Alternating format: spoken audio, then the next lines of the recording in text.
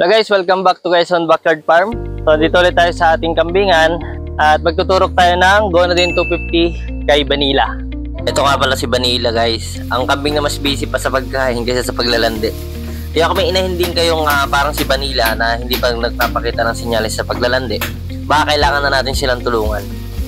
So yun guys, sa vlog na to pag-uusapan natin kung paano nakakatulong ang Gonadin 250 para matrigger ang estrus o pag-hit ng inahin nating kambing. Importante ito lalo na kung matagal nang hindi nagpapakita ng senyales ng pag-hit ang ating inahin. Ang Gonadin 250 ay isang hormone injection na tumutulong para ma-activate ang ovary ng kambing. Kapag na-inject ito ng tama, mas mataas ang chance na magpakita ito ng senyales ng paglalandi or pag-hit.